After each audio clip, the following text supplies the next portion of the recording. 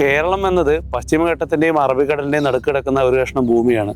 പക്ഷേ പക്ഷികളുടെ കണ്ണിലൂടെ നോക്കിക്കഴിഞ്ഞാൽ അവയ്ക്ക് അനുയോജ്യമായ ഒരു ആവാസ വ്യവസ്ഥയാണ് കേരളം ഒരുക്കുന്നത്. കേരളത്തിലെ പക്ഷി സമ്പത്ത് ഇവിടെയുള്ള പക്ഷി സങ്കേതങ്ങളിൽ മാത്രം ഒതുങ്ങി നിൽക്കുന്നതല്ല. നിത്യഹരിത മഴക്കാടുകളും ആർദ്ര ഇലപൊഴിയും കാടുകളും പുൽമേടുകളും അങ്ങനെ പലതരം കാടുകളുണ്ട് നമ്മുടെ പശ്ചിമഘട്ട മലനിരകളിൽ. ആ പറഞ്ഞ ഓരോ കാടുകളിലും വ്യത്യസ്തമായ പക്ഷികളെ നമുക്ക് കാണാൻ സാധിക്കും. അവിടെ വരുന്ന ദേശാടന പക്ഷികളുടെ എണ്ണം തീരെ ചെറുതല്ല. ഇനി ഈ പറഞ്ഞ മലനിരകളിൽ നിന്ന് നാട്ടിലേക്ക് വന്നു കഴിഞ്ഞാൽ അവിടെയുള്ള കുളങ്ങളും കാവുകളും പുഴകളും തോട്ടങ്ങളും എല്ലാം വേറൊരു ആവാസ വ്യവസ്ഥയാണ് പക്ഷികൾക്ക് ഒരുക്കുന്നത്. ഇനി കുറച്ചിങ്ങോട്ട് മാറിയുള്ള കടൽ തീരങ്ങളിലും കായലുകളിലും കണ്ടൽ കാടുകളിലും എല്ലാം കാണാൻ കഴിയുന്ന പക്ഷികൾ മുമ്പ് പറഞ്ഞ പക്ഷികളിൽ നിന്നും തികച്ചും വ്യത്യസ്തരാണ്. ഞാൻ താമസിക്കുന്ന സ്ഥലത്ത് എല്ലാ വർഷവും കാവി എന്ന പക്ഷിയും നാഗമോഹനും വരാറുണ്ട്. ഈ വരുന്ന എല്ലാ പക്ഷികളും നമ്മുടെ ആവാസ വ്യവസ്ഥ സ്ഥിരതയുള്ളതാണ് എന്ന് സൂചിപ്പിക്കുന്നു. ഈ മേൽ പറഞ്ഞ എല്ലാ ഭൂപ്രകൃതികളും സംരക്ഷിക്കപ്പെടണം എന്നുള്ളത് പക്ഷികളുടെ മാത്രമല്ല, മനുഷ്യൻ ഉൾപ്പെടെ എല്ലാ ജീവജാലങ്ങളുടെയും ആവശ്യമാണ്.